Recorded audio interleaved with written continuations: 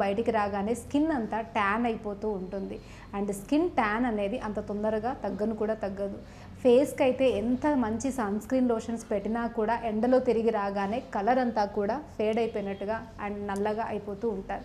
ఇలాంటి sun screen లోషన్సే ఉన్నాయా, ఆయుర్వేదంలో ఇంకేమైనా ఉన్నాయా అంటే సన్ స్క్రీన్ లోషన్స్ కంటే బాగా పనిచేసేవి మన ఆయుర్వేదిక్లో చాలా ఉన్నాయి. సో దాన్ని ఈరోజు మనం తెలుసుకుందాం. ఫస్ట్ వచ్చేసి పెరుగు. నార్మల్గా పెరుగు అనేది మనం మంచి క్లెన్సర్గా వాడుతూ ఉంటాం.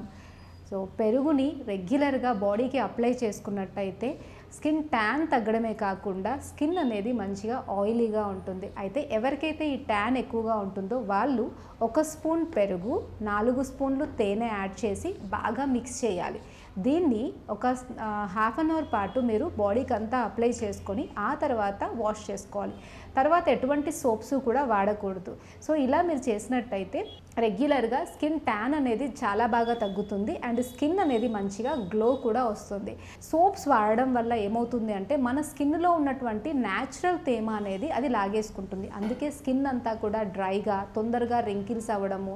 అందుకే ఆయుర్వేదంలో ఏం చెప్తాము అంటే ఏదైతే మనము లోపటికి తీసుకోగలుగుతామో అది మాత్రమే మనం స్కిన్కి అప్లై చేయాలి. కొన్ని రకాల పిండిలతో ప్రోటీన్ అందులో బాగుంటుంది. అంటే పెసరపిండి కావచ్చు, ఉలువల పిండి కావచ్చు, శనగపిండి కావచ్చు, వాటిలో కొంచెం పెరుగు కలుపుకొని బాడీకి అంతా అప్లై చేసుకొని వాష్ చేసుకోమని చెప్తాం.